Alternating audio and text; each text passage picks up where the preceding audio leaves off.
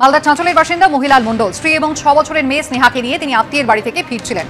আপনাদের বলছি, আপনার যে সহযাত্রী আপনার কাছে বা পাশে বসে আছে, মিথ্যেবাদী ছোট লোক একখানা। এই যে সহযাত্রীরা টিকিট কাটছেন না, আপনার সহযাত্রীরা, তাদেরকে একটু বলে রেখে দিন, সিটিজেনের পয়সা নিয়ে সিটিজেনকে মারা হচ্ছে, সেখানে ফাঁসা হচ্ছে। তোমার সেফটি দেওয়ার ক্ষমতা নেই, তুমি প্রমিস করছো, তারপর তুমি তাকে টাকা নিচ্ছ তার কাছ থেকে। প্রচুর বড় ধাক্কা, মানে আমাদের জীবনে মানে কি যে অবস্থা। আমার কোমরে এরপরে হাতে চুট হয়েছে।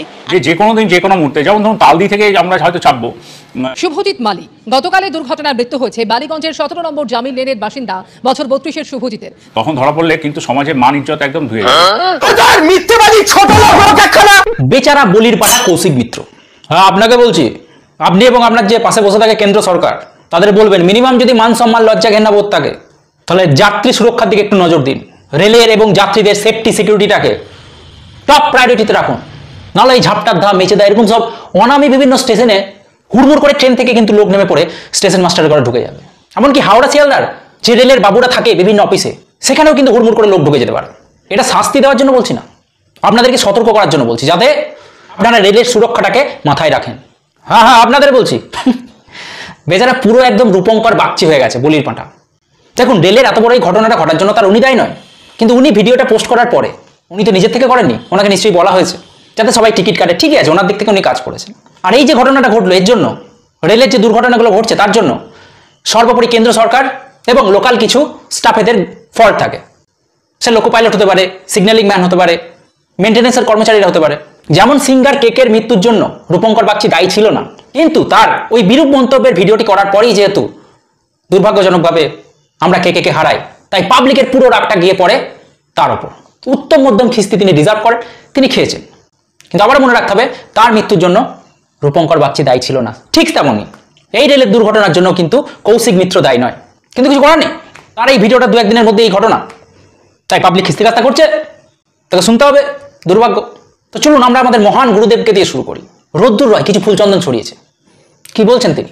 এইভাবে রেল দুর্ঘটনায় যেখানে গাড়ির ওপর উঠে যাচ্ছে, সারা ট্রেন, প্যাসেঞ্জার ট্রেন, মালগাড়ির ওপর উঠে যাচ্ছে, যত বোকাচোদা মিলিয়ে রেল মিনিস্ট্রি চালাচ্ছে, রেল চালাচ্ছে, it's a crime by them. ঠিকই তো বলছে, প্রায় দেখছি এই ট্রেন ওর পিছনে মেরে দিচ্ছে, ওই ট্রেন ওর পিছনে মেরে দিচ্ছে, সামনাসামনি এসে গোলাগুলি করে নিচ্ছে। এত প্রেম প্রীতি কিসে ট্রেনের মধ্যে? এত জনগণ যেখান দিয়ে যাচ্ছে, সেখানে তোমাদের মিনিমাম রেসপন্সিবিলিটি নেই বোকাচোদা। তোমরা লাইন চেক করছো না, রক্ষা কবচ লাগাচ্ছ না, কি বাড়া কবচ টেকনোলজি তোমরা ইউজ করছো না, সব টেকনোলজি তোমরা গাড়ি ঢুকিয়েছো ভিআইপির। আজকে একটা বোকাচোদা মিনিস্টার ওইখান দিয়ে যাবে, 10 বার চেক হবে লাইন, 100 বার চেক হবে। তুমি আমি দুর্ঘটনা মরবো, তুমি আমি বেঘরে মরবো। আজকে ওখানে যারা মারা গেছেন, তারা টাকা দিয়ে মারা গেছেন। একদম শুধু বিপত্তায় নিয়ে হাতে ধাগা পড়লে হবে, কবচ শুধু হাতে কোমরে পড়লে হবে? ট্রেনের কবচগুলো কে লাগাবে? পাবলিক সেফটি সিকিউরিটি চ্যাংড়ামি। মালগাড়ির উপর গাড়ি উঠে নৃত্য হচ্ছে, তামাশা দেখাচ্ছ তুমি, সার্কাস। আয়ত্তের মধ্যে যখন কিছু থাকে তখন সেটা কি দুর্ঘটনা? সেটা ক্রাইম। রেল লাইনে পোলদানি মাত্রা সব কটায় ধরে মানুষের প্রাণ নিয়ে তুমি ফাঁসলাম হচ্ছে, কুত্তাম হচ্ছে। সিটিজেনের পয়সা নিয়ে সিটিজেনকে মারা হচ্ছে, সেখানে ফাঁসলাম হচ্ছে। তোমার সেফটি দেওয়ার ক্ষমতা নেই, তুমি প্রমিস করছো, তারপর তুমি তাকে টাকা নিচ্ছ তার কাছ থেকে, তারপর তুমি প্ল্যান হয়ে মারছো তাকে। পিপলের ভোট নেবে তোমরা, পিপলের ট্যাক্স মানি নেবে, তাই নিয়ে তোমরা বসে বসে রেল বানাবে, খেল বানাবে যত রকমের। খুব ইন্টারেস্টিং কথা বলেছে কিন্তু, যে আয়ত্তের মধ্যে যে জিনিসটা আছে সেটা থাকার ফলেও গাফিলতির জন্য যদি কোনো ঘটনা ঘটে, সেটাকে কি দুর্ঘটনা বলা চলে? ঠিকই তো বলছে, যে পাবলিকের পয়সা নিয়ে ফুটানি। এই রেলটা কিসে চলছে? পাবলিকের পয়সায়। এই যে এত বড় বাতিলা মারলেন, যারা টিকিট কাটে না। আর ঠিক আছে, মানছি লোকাল ট্রেনে অনেকেই টিকিট কাটে না, কিন্তু ম্যাক্সিমামটাই তো টিকিট কাটে, নাহলে রেলটা চলছে কীভাবে? তো যাদের পয়সায় এই রেল চলছে, যাদের টাকা এইসব রেলের অফিসারদের বাবুদের এত ফুটানি, মন্ত্রীদের এত ফুটানি, তাদের কোনো সেফটি সিকিউরিটি নেই। তাদের জীবনের দাম ওই 5 লাখ 10 লাখ, আর সেই টাকাটাও আনতে গিয়ে কি যে হ্যারাসমেন্ট হতে হয়, সেটা যাদের রেলে মারা গেছে কেউ বাড়িতে, তারাই বুঝতে পারবে। এই ট্র্যাকে মেনটেন্যান্স হচ্ছে না, টেকনোলজি সম্পূর্ণ ইউজ করা হচ্ছে না, প্রপার রিক্রুটমেন্ট করা হচ্ছে না। আর বড় বড় স্বপ্ন, বন্দে ভারত, বুলেট ট্রেন, অবশ্যই সেগুলো দরকার, কিন্তু এখনো ম্যাক্সিমাম লোকই কিন্তু লোকাল ট্রেন এবং নর্মাল প্যাসেঞ্জার ট্রেনে যায়। হাজার হাজার টাকা দিয়ে বন্দে ভারত বা বুলেট ট্রেনে চাপার তাদের ক্ষমতা নেই। এই আগের বছরই বালেশ্বরের ঘটনাটা ঘটে গেল, উড়িষ্যার। কতজন শাস্তি পেয়েছে, তারপরে কি ইমপ্রুভমেন্ট হয়েছে? সেই জায়গার তাই ঘটনা বছরের পর বছর। আর এই রেল দুর্ঘটনায় মৃত্যু যে কতটা বিভৎস, সেটা যারা নিজেদের পরিজনকে হারিয়েছে এই রেল দুর্ঘটনায়, বা যারা উদ্ধার কাজে গেছে, কেবলমাত্র তারাই বুঝবে। যখন সাদা কাপড়ে মোড়ানো লাশগুলোকে এক এক করে শনাক্ত করতে হয়, একের পর এক চাদর সরিয়ে সরিয়ে যখন নিজের পরিজনের মুখটা দেখা যায় না, সেই কষ্টটা বোঝার ক্ষমতা কিন্তু সবার নেই। আর এইসব দুর্ঘটনা ঘটলে স্থানীয়রা অবশ্যই সবসময় দেখা যায় তারা ছুটে আসে, প্রথম উদ্ধার কাজটা তারাই করে। হ্যাঁ, অবশ্যই তাদের মধ্যে কিছুজন থাকে যারা লুটপাট করতেও আসে, চুরি করতেও আসে, কিন্তু সেই নেগেটিভ সাইডটা সরিয়ে রেখেই বলছি। যেমন এবারেও কিছু জন এসছে, তাদের ইন্টারভিউ করতে যাওয়া হয়েছিল।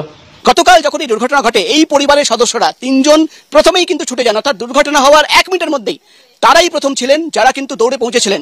তারপর ছেলে মেয়ে সব বাচ্চাগুলোকে বার করার ব্যবস্থা করলাম, ওদেরকে কোলে করে বার করছি। শুরুবিন নাজমিন, একটা কথা বলো, তুমিও গিয়েছিলে প্রথমে? আমরা গিয়েছিলাম তো, হ্যাঁ। কি এক্স্যাক্টলি কি দেখলে? আমি দেখলাম মানুষজন, ভয়াবহ পরিস্থিতি, অনেক একদম ছিল, খারাপ ছিল।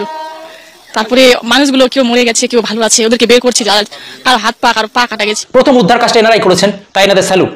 কিন্তু হাসিটা কেন আসছে, কোথায় থেকে বোঝা গেল না ঠিক। যাই হোক, দিদি কিন্তু খুবই ক্ষিপ্ত। মমতা বন্দ্যোপাধ্যায় বলছেন যে কেন এই দুর্ঘটনা বারবার করবে। আমার মনে হয় ওনাকে আরেকবার দায়িত্ব দেওয়া উচিত। 2010 সালে যেরকম সামলেছিলেন, এখনও রাজ্যটাকে এবং রাজ্যের সুরক্ষাটাকে যেভাবে সামলাচ্ছেন, ওনাকে কয়েক বছর রেলটা দিলে উনি সেটাকে উল্টে পাল্টে মানে হাল ঠিক ফিরিয়ে নিয়ে আসবেন। যে সেন্ট্রালে এমন একটা গভর্নমেন্ট আছে যে গভর্নমেন্টটা ভারতবর্ষের মানুষের প্রাণ নিয়ে খেলা করে। মমতা বন্দ্যোপাধ্যায় যখন রেল মিনিস্টার ছিলেন অ্যান্টি কলিউশন ডিভাইস এটা ইন্ট্রোডিউস করেছিলেন। এত বছর হয়ে গেল, এই মিথ্যেবাদী ছোট লোক একখানা। ফিরাদা কিন্তু দায়িত্বটা দেওয়া যেতে পারে।